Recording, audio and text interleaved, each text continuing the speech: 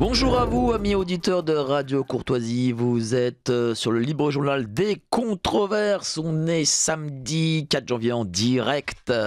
Nous sommes en direct. D'abord, je voulais vous souhaiter à tous une excellente nouvelle année 2025. Que celle-ci vous soit profitable et qu'elle soit la meilleure pour vous ainsi que vos proches. J'espère que vous avez pu festoyer, boire des coups et passer du temps avec vos proches, votre famille, vos amis et tous ceux que vous aimez.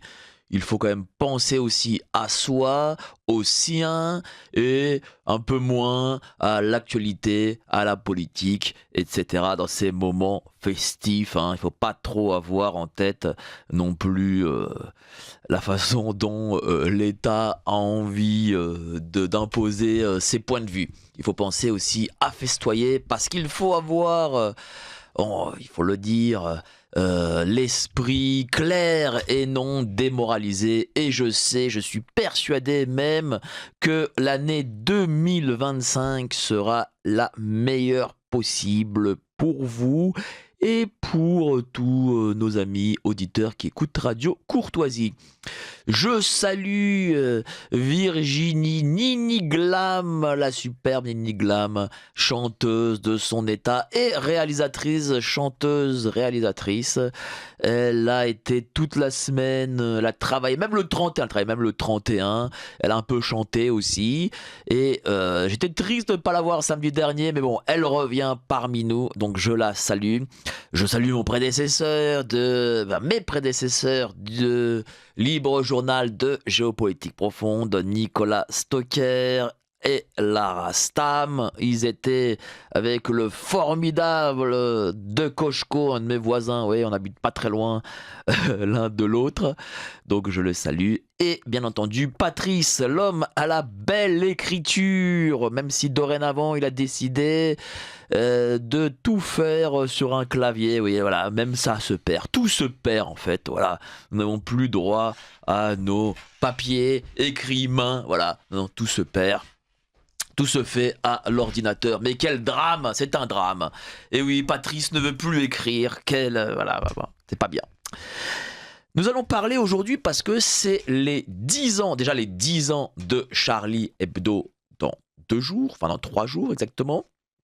Et quasiment les 10 ans même des attentats du 13 novembre. Il y a eu un procès très récemment. Maître Philippe Deveul a été d'ailleurs l'avocat de nombre de victimes. Maître Deveul que vous connaissez tous. Et donc je reçois François Belliot qui analyse ces 2 événements, mais d'une manière, on va dire, cher François, géopolitique. Tout à fait. Alors pas celui sur le massacre de Charlie Hebdo. Mais si vous voulez, on commence par commençons par Charlie Hebdo, étant donné que nous sommes à 3 jours des 10 ans. Oui, alors ce n'est pas une nouveauté, c'est une réédition parce qu'il était publié auparavant chez Omnia Veritas. Donc je crois que ça émane du retour aux sources. Et plusieurs années ont passé, il y avait beaucoup de coquilles, donc j'ai passé tout l'été à la corriger, c'était beaucoup de travail.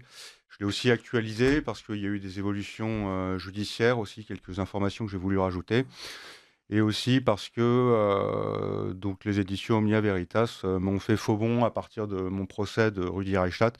Et je ne tiens plus. Ah oui, tiens, une petite on peut ouvrir une petite parenthèse sur Rudy. On va la faire, mais on peut pas parlons pas de tout en même temps. Donc, comme ils ne m'ont pas soutenu et que je n'ai aucune visibilité en fait sur les droits d'auteur, j'ai préféré m'auto-éditer, donc à l'instar de de plus en plus de mes collègues, donc chez l'éditeur qui s'appelle thebookedition.com. Donc, si vous voulez vous procurer cet ouvrage, donc c'est la nouvelle version avec une préface et des corrections, des actualisations, c'est celle-ci qu'il faut prendre. Donc, soit sur le site je vais dire du retour soit sur le site de thebookedition.com ou tout simplement vous le commandez chez votre libraire Bien sûr. préféré. Vous pouvez le trouver, il est disponible aussi, de même que l'ouvrage sur les attentats du 13 novembre, à la librairie française, donc qui s'est déplacée, je crois que c'est rue de Vaugirard. Ouais, Ouais, c'est ça. ils sont ou rue Le Courbe, c'est plus rue Le Courbe ou rue Vaugirard. En tout cas, ils sont dans le 15e. Hein. Dans- La librairie française. Ce n'est plus rue Auguste Bartholdi en tout cas, hein, je n'ai plus le détail. Et, ou alors à la librairie Vincent, Alors, qui la est librairie qui se Vincent, trouve à avenue l'école de la militaire. Bourdonnais, 115 avenue de la Bourdonnais. Voilà. Alors, cher François, vous avez une sacrée actualité. J'avais oublié même que vous étiez en procès contre les fact-checkers, ce qu'on appelle les fact-checkers. Alors, excuse-moi pour l'anglicisme, mais je ne sais pas comment on dit ça autrement. Et donc, vous étiez en procès face à Rudi Reichstadt. Comment ça s'est passé ? Ça s'est passé comme, j'allais dire comme d'habitude. Qu'est-ce qu'il vous reprochait déjà ? Il me reproche la biographie, il est vrai pamphlétaire que j'ai écrite de lui en 2021, donc qui s'appelait L'anticonspirationnisme mise à nu à travers l'imposture Rudi Reichstadt. Donc à juste titre, il s'est senti visé, mais il s'agissait essentiellement d'un essai sur ce que j'appelle les discours anticomplotistes et les dispositifs anticomplotistes qui ont été complétés depuis par les dispositifs fact-checkistes et qui participent en fait d'un corsetage de plus en plus étouffant de la pensée et de l'expression dans ce pays qui se constate à tous les niveaux. Et même au début, là, avant l'émission, où vous parliez un peu de l'évolution de l'ARCOM, là, ça devient de plus en plus difficile de s'exprimer. Et donc, bon, écoutez, c'était un procès pour injure publique, je ne vais pas y revenir, j'en ai déjà beaucoup parlé, enfin, dans d'autres émissions. Mais donc, je n'ai pas été attaqué sur le fond, mais comme j'ai tenu un discours assez virulent et que je n'avais pas été prévenu auparavant de la façon dont fonctionnait la loi sur la liberté de la presse, on ne s'appelle pas comme ça, la loi sur le droit de la presse de 1881, eh bien, j'ai sans doute commis une ou deux erreurs, on va dire, dans des formulations, erreurs sur lesquelles ils se sont jetés avec avidité, ce qui leur a permis de me condamner sur la forme. Donc j'ai été condamné, c'était en septembre dernier. Oui, c'est ça, je tendance à oublier maintenant. Il y a une actualité qui s'est imposée de nouveau à moi, qui me fait oublier les événements. Mais donc sur la forme et pas sur le fond, et dans un contexte qui s'appelle le tribunal de la 17e chambre correctionnelle, donc sur le droit de la presse, qui est un milieu assez hostile. Je pense que vous en avez déjà entendu parler. Il est très difficile de s'y défendre correctement et de vouloir porter des questions de fond. Donc voilà. Et d'ailleurs, au passage, je tiens à signaler que j'attends toujours la décision du tribunal, 4 mois après. C'est-à-dire que j'aimerais connaître le détail des raisons précises pour lesquelles j'ai été condamné, avec notamment les expressions que je devrais enlever, parce que j'ai déjà une réédition en fait de ce livre qui est toute prête, que je vais publier immédiatement en fait dès que j'aurai le résultat. Mais dans l'attente du compte-rendu précis des termes qui ont été vraiment incriminés, qui m'ont valu condamnation, pour l'instant je ne peux pas le faire. Voilà. Mais ce sera donc pour Et oui, alors... ce sera pour bientôt. Et n'oublions pas que aussi Monsieur Reichstadt a utilisé... ne m'a rien valu. Non mais très bien, on va en parler, mais voilà. on n'oublie pas que Monsieur Rudi Reichstadt a touché de l'argent public du fonds Marianne. Vous avez d'ailleurs écrit un livre dessus, et parce que fonds Marianne à la base c'était soi-disant pour comment dire, c'était pourquoi déjà exactement? On se rappelle plus. C'était un appel à... Oui, c'est vrai que c'est l'actualité, ça va tellement vite. Donc c'était un appel à projet qui a été lancé par la ministre à la déléguée à la citoyenneté, Marlène Schiappa. C'était en 2021, autant que je me souvienne. Avril 2021, j'espère ne pas me tromper, et c'était en réponse officiellement à l'assassinat de Samuel Paty, donc à Conflans-Sainte-Honorine, c'était le 16 octobre 2020. Donc on demandait à tout un ensemble d'associations de donner de proposer des projets pour lutter contre la radicalisation en ligne, et ça devait être fait auprès des 12-25 ans parce que c'est placé sous l'égide du comité interministériel à la prévention de la délinquance et de la radicalité, donc c'est-à-dire que ce sont pour les jeunes, et à ce titre donc Rudi Reichstadt et son association Conspiracy Watch donc ont été subventionnés à hauteur de 60 000 euros. Et d'ailleurs, cette somme a été, il la touche tous les ans maintenant. Voilà, D'accord. c'est un fonds Marianne à vie. Mais et en réalité, ils n'ont pas utilisé 60 000 euros pour ce qui était demandé, mais plutôt pour aider, faut le dire, hein, le gouvernement et l'État en tout cas, le représentant de l'État à se faire réélire. Oui, ce sont des associations macronistes, on pourrait dire ça, même si je ne vois pas trop ce que ça veut dire, vu que cet homme est plus, avec tout le respect que je lui dois, est plus un algorithme qu'autre chose. Ah, c'est un bel marque de respect, algorithme. Bah, je pense pas que ce s'agisse d'une injure ou d'un terme désobligeant. Voilà. Voilà, je sais pas, en plus je suis un passionné de mathématiques, donc c'est On va très bien. c'est peut-être une déformation passionnelle. Bon, revenons voilà, à Charlie Hebdo. mais je tiens à préciser. Allez-y, Excusez-moi. allez-y. Je tiens à préciser que, quand même, parlons un tout petit peu de Rudi Reichstadt. Il fait des notices de personnalité. Hein. Eh oui, on vous appelle, vous êtes Il une fait vedette. des notices de. Ouais, je croyais avoir éteint, mais il fait des notices de personnalité hein, dont il a prétendu devant la commission sénatoriale qu'elles étaient régulièrement actualisées. Alors, actualité récente, je me suis rendu compte que quand il y a eu quand le verdict, quand le délibéré du procès est tombé, hein, donc où j'ai quand même pris 4 000 euros, il a tout de suite actualisé ma notice de personnalité en fanfaronnant sur Facebook que c'était une grande victoire. Et voilà, et donc il a ajouté une ligne à ma notice de personnalité. Ah, donc, cher François Belliot, vous avez votre fiche Conspiracy Watch. Oui, bah, Bah, c'est pas rien quand même. Là, ça veut dire que là, vous faites partie du cercle fermé des méchants de ce pays. Oui, enfin, je m'en passerai bien. Mais c'est simplement pour signaler que il a actualisé au moment du contrôle du procès, mais quand j'ai publié mon livre sur le fonds Marianne, 3 mois plus tôt, il n'en a pas mis une ligne. Ah. Voilà. Et c'est-à-dire qu'on arrive, on arrive plusieurs mois plus tard, toujours pas une ligne sur ce fait biographique qui certes le concerne, mais me concerne aussi et je pense mériterait d'être actualisé. Alors, mais bon, enfin bon, c'est. Oui, bon, ça c'était une petite péripétie. Ça n'est pas très loyal. Voilà. Alors, parlons maintenant de votre livre, cher François Belliot. Votre livre. Tenez. Le massacre de Charlie Hebdo, l'enquête impossible. Et alors du coup, je suis intrigué, pourquoi l'enquête impossible ? Alors c'est une enquête impossible parce que qu'il s'agisse de l'enquête en elle-même, qu'il s'agisse de la commission parlementaire sur les attentats, chargée de faire la lumière sur les attentats de 2015, qui comprend à la fois le massacre de Charlie Hebdo et le massacre du Bataclan. Qu'il s'agisse enfin du procès qui s'est tenu, alors là c'était il y a 2-3 ans, là aussi c'était un long procès, on n'était pas dans le 13 novembre, le 13 novembre ça a duré presque un an, mais le massacre de Charlie Hebdo a quand même duré 3 mois. Il y a une question cruciale, en fait, qui est assez simple, si on veut comprendre le massacre de Charlie Hebdo. Le problème, c'est pas le changement de couleur des rétroviseurs de la Citroën C5, autant que je me souvienne, des frères Kouachi. Ça n'est pas la manif du 11 janvier qui retraçait le parcours, enfin la carte d'Israël. Ça n'est pas je ne sais quelle interprétation kabbalistique. C'est quelque chose de concret. C'est ce qu'on appelle, ça s'appelle l'abaissement de la sécurité des locaux de Charlie Hebdo et de son rédacteur en chef Stéphane Charbonnier les semaines et les mois précédant l'attentat. Abaissement de la sécurité personnelle, abaissement de la sécurité de locaux et information cruciale donnée on ne sait comment aux 2 assassins. Donc je parle d'une enquête impossible, c'est-à-dire que vous voyez, il y a 3 contextes dans lesquels on aurait pu vouloir faire la lumière sur ce problème crucial de l'abaissement de la sécurité, et ça n'a jamais été fait. Et je rajoute encore un détail, parce que c'est un livre aussi qui est consacré à l'anticonspirationnisme. Décidément, c'est un dada, on baigne dedans.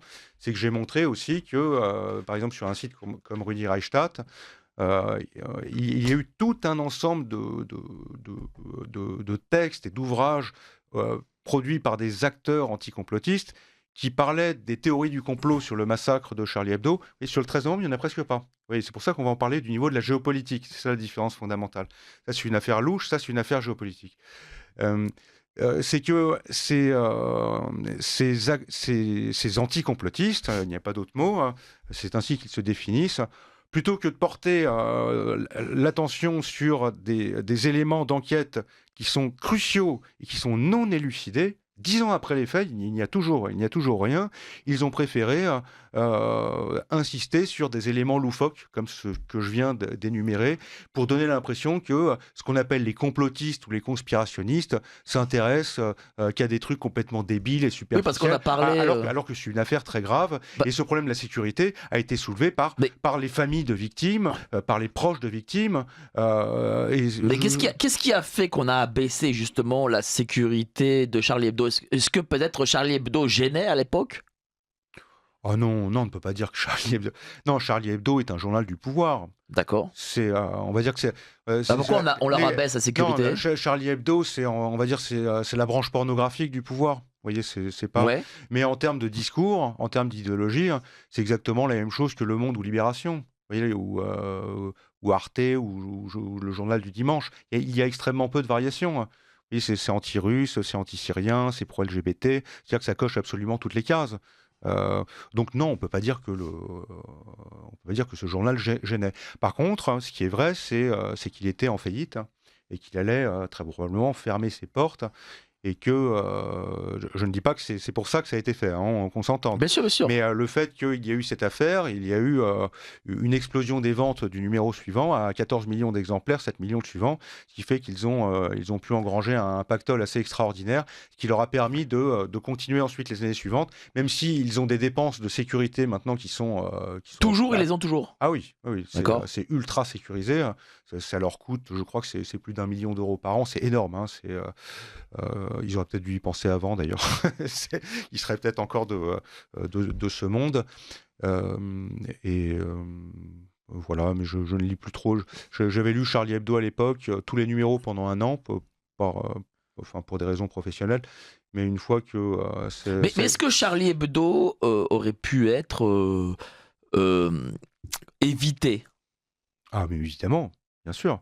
Est-ce qu'il y a eu des failles, je sais pas moi, auprès Mais de oui. l'État Ah oui, oui, mais évidemment. Enfin, quand vous abaissez la sécurité du personnel du rédacteur en chef, quand vous enlevez le camion qui stationnait normalement tout le temps devant les locaux de Charlie Hebdo, que vous le remplacez par une patrouille dynamique au prétexte de ne pas attirer l'attention, que vous vous rendez compte que cette patrouille dynamique n'existait même pas le jour des attentats, quand vous vous rendez compte que l'un des gardes du corps de Charb, alors qu'il n'y avait plus que deux, s'est absenté pile poil au moment de l'assaut pour aller s'acheter un pain au chocolat juste à côté. Vous voyez, il y a un ensemble d'éléments. Et après, Et toi, c'est factuel.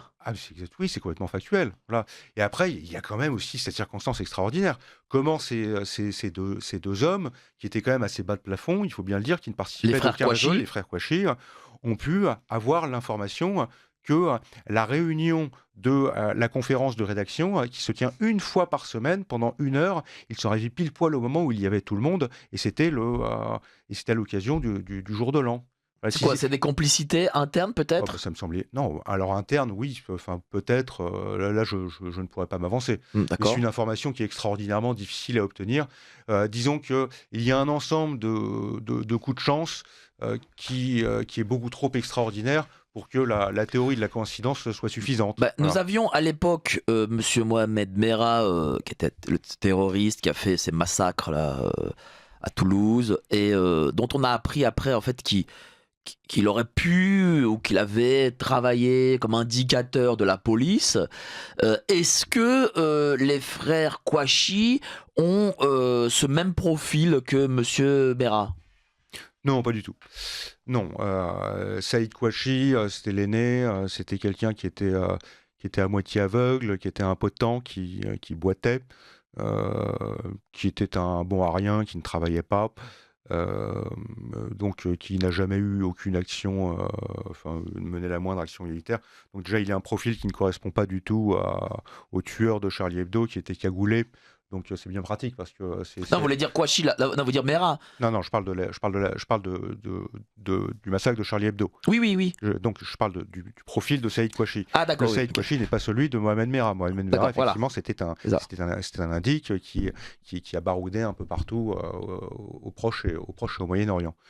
Quant à Chérif, certes, il avait un passé d'acquaintance avec avec des terroristes, notamment en compagnie d'Amélie Coulibaly, oui, autant que je me souvienne. Oui, Et Amédi Coulibaly qui était à l'hypercachère, qui est le gars qui a fait ce qu'il a fait à l'Hyper Cacher. Oui, c'est ça, voilà. Même si les liens sont finalement extrêmement ténus et incertains entre les deux hommes, mais on a relevé de Saïd Kouachi, de Cherif Kouachi, donc qui est le plus jeune. C'est une longue histoire, un passage par le Yémen, 5 ans auparavant, mais rien de particulier. Non, c'est pas du tout le profil d'un Mohamed Merah. Je dirais que c'est plus le profil de lampistes qui ont peut-être été sacrifiés dans des circonstances obscures. Mais enfin bon, je ne vais pas tout refaire. J'en ai parlé dans des émissions il y a quelques années. J'y renvoie vos lecteurs, on peut les trouver, enfin vos lecteurs, vos auditeurs, on peut les retrouver sur mon site. Mais effectivement, vu que je republie ce livre et qu'on est à proche des 2 jours, c'est quand même important de reparler de cette affaire, parce que c'est pas, on a l'impression que l'actualité est frappée comme les objets qui nous entourent d'obsolescence programmée. Mais non, ça n'est pas le cas. Il faut se souvenir, il faut se rappeler de certains événements. Et il faut voir aussi que quand même, ces 2 attentats, donc on est dans l'année 2015, ça a servi quand même on est dans un contexte vraiment de durcissement du pouvoir contre la liberté d'expression, la liberté de penser. Et, C'est-à-dire que quoi, il y a un avant et un après Charlie Hebdo. Ah oui, pour moi, oui. Il faudra remonter plus précisément 1 an auparavant, avec l'affaire Dieudonné. Donc là, on est plutôt en janvier 2014, c'était juste 1 an avant. Oui. Et vous voyez, on est vraiment dans un créneau. Je vais vous donner un exemple, hein. C'est pas exactement contemporain, mais c'est en novembre 2014 qu'a été votée la loi contre l'apologie de terrorisme en ligne. Cette loi, à l'origine, était faite pour lutter contre des gens comme... je sais pas, peut-être des Saïd, des frères Kouachi, des Salah Abdeslam, et qui en fait se sont retrouvés très récemment, à l'occasion de ce qui se passe en Palestine, retournés contre des gens qui prenaient parti pour les Palestiniens et qui avaient le malheur de nommer le Hamas dans leurs propos tenus en ligne. Et ils ont été condamnés à ce titre. C'est-à-dire que des lois en fait, qui ont été votées à l'époque contre le terrorisme, alors certes c'était un petit peu avant les attentats, mais il y en a eu qui ont été faits après. On a l'impression curieuse avec les années, alors qu'il n'y a plus d'attentats quand même, il faut dire, de cette envergure depuis, que ces lois antiterroristes ont tendance à être tournées vers un ennemi de l'intérieur. Et on se demande, quand on se met à écrire quelque chose ou quand on se met à parler, si on ne va pas tomber dans cette catégorie, et des fois même par simple inadvertance. Et vous appelez à la mise en place d'un euro numérique. Absolument. Nos élites déroulent leurs plans contre nous. Mais nous aussi on a des plans contre eux. Déjà au travers de nos émissions avec une revue de presse économique pour faire le point avec vous, puis dans notre revue mensuelle avec des analyses financières et des solutions de décentralisation, et surtout dans notre stratégie anti-CBDC. Plus de 3 heures de contenu exclusif et gratuit pour apprendre concrètement à préserver votre épargne. Au programme, protection anti-crise, anti-banque, anti-État et bien d'autres solutions. Le temps joue contre nous, mais on peut se défendre.